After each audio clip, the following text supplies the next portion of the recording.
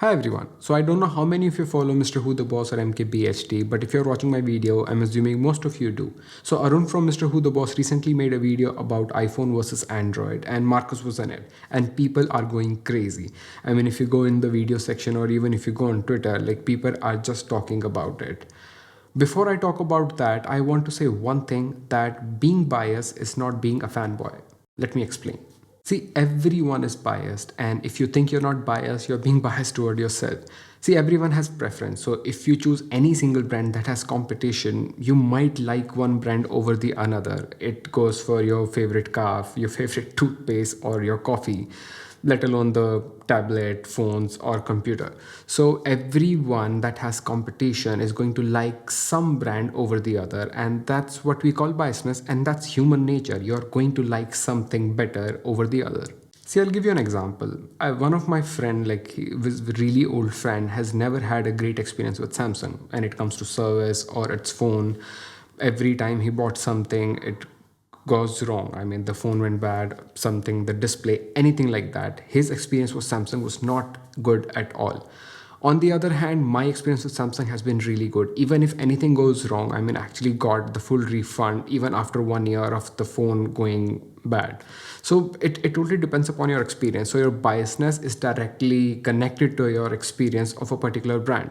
Let's suppose you have tried an iPhone and the things are not working out for you. Maybe it's the smallest feature that is not working on that phone, or something could go horribly wrong. Your back glass is broken and you have to pay absurd amount of money. Your experience is ruined, and that's what you're going to tell other people as well. The same goes with Google Pixel in India. If any of your single phone is going to go to service, you're going to face the same issue. Some might not have that experience, some might have. For me, like, I never had bad experience with Apple, so I might not say it that way, but it might be different for other people. And the same thing goes with the tech reviewer as well. They all are trying to tell their experience to you. For example, I have always been biased toward Android because I thought that iOS is really boring, because I actually never tried iPhone for a really long time, and whenever I did, I didn't have anything to do. So when I was in college, I wanted my phone to entertain me. I wanted to change stuff, put ROMs, or just customize it every single day so that I don't get bored.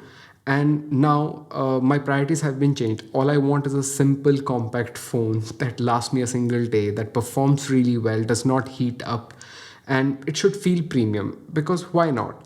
So it's not the same. The priorities have changed. When I search the same thing in Android phones, I cannot find a single phone that is compact and can last me a single day. Yes, I tried multiple phones, but it's not working out for me. So I will have to give something up, either the compact size or the features that I don't really use, like the call recording. I don't use it. The split screen, I have never used it. I think the last time I used it was in the Note 5 when it released. I don't remember, but I don't use it anymore. But a lot of people do. And the same thing goes with the 120 hertz refresh rate. That might not be as necessary for me. I mean, it's smooth, I get it, but that does not change my experience as much. If there is a stutter, that's going to bother me more than the refresh rate. So it totally depends. So for that, I have to compromise at some place, and I don't want to compromise on size. So iPhone 13 mini is my favorite phone of all the time. iOS is not my favorite. I still love Google Pixel and their OS, but they do not have a compact phone right now, and I'm literally waiting for Pixel 6a. And yes, that is also going to be on 60 hertz. So I'm okay compromising on that part, as long as my experience is good enough and it does not bother me day to day. So coming back to the video, if you think Marcus was biased toward Apple, sure, but there's nothing wrong about it. He's talking about his experience. I mean, if you are an Android user, if you like Android, you're not going to switch to an iPhone just because he said it. Some people do, but he's not going to say out loud that shit, throw away your phone and just go for iPhone. No, he did not say that. He just said if he had to choose one phone he wants to be stuck with, it's going to be an iPhone, and that's totally okay. And then there are fanboys, and it's not even specific to a platform. I mean, it's not about Android or iOS, it's about being a brand fanboy. So there are Apple fanboys, Samsung fanboys, Xiaomi fanboys. I've met a lot of them. There are LG fanboys. I mean, they used to be. There are Google fanboys, Sony's. So they are those people who are not trying to give you some sort of advice. They will just try to change your perspective by being toxic. They will not even try something new or know anything, but they want to argue about it, and that gives a liberty to the brands to do something wrong what they're doing right now. I remember one person who said to me on Twitter that he's going to purchase Samsung A53 only because it has Exynos, and I literally had no answer to that. And people like this actually encourage and don't see any problem with the brands. I mean, we know how Samsung fabrication is working right now. I don't like when people say that Android hangs. I mean, what does that even mean? I mean, they are someone who never even used Android and maybe have seen a TouchWiz phone 10 years ago and they still think that this is Android even right now.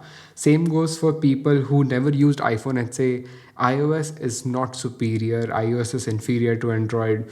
I mean, whatever that is, I mean, they have never even tried iPhone. And there are some people who thinks like you cannot customize iOS or iOS is more secure than any of the Android phone. I mean, not everyone wants to customize their phone, and how do you not know that Samsung is secure? People don't even know the difference between security and privacy. See, if you're going to be biased, that's perfectly fine. I mean, it's actually normal because you're human. But when you try to justify your purchases to someone else, that's where you're going to be a fanboy. And when you reach that stage, you're actually hurting yourself. You're spending way too much time arguing over something that does not even change your life. You are trying not to learn anything new, you just want to argue about everything and missing out a lot of features that might actually be useful to you. And you're also encouraging a brand to do something wrong because you're not able to see what they're actually doing wrong. And in the end, you're the one who's going to get disappointed. We know what happened with OnePlus. See, you should share your voice, you should ask your questions, you should talk to people, try to understand what their point of view is. And sometimes they're not going to be on the same page as you are. It's okay. But if you think that conversation is not going nowhere, just leave that conversation, find different people to have a better conversation with. I know it's not a tech video because it's a tech channel, but the thing is, I'm not able to justify any purchase right now. Either brands are launching very inferior products just to keep the same prices or increasing the prices of their old generation thing like Apple MacBook Air.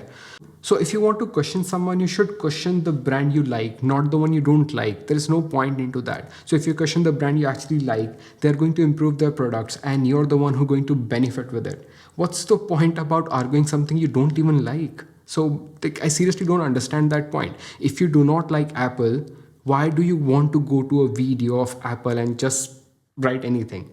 I mean, I get it, you have a lot of time, but like, who is benefiting from that? And the same goes for tech reviewers. They are never going to tell you to throw your phone and buy something they like. It's always going to be a preference. If you like something, watch a lot of videos about it, check if every reviewer is saying the same thing, or those are the things that you actually want to use in your real life. Because they can just only share their experience. It's never going to be the same. We don't even live the same life. You can't expect our experience to be the same. If you like this video, please let me know in the comment box. And if you think I've changed your mind a little bit and you're more a calm person, I don't know what are the chances of happening that. Please let me know or hit a like button on this video. My name is Rohit. I'll see you in the next one. Till then.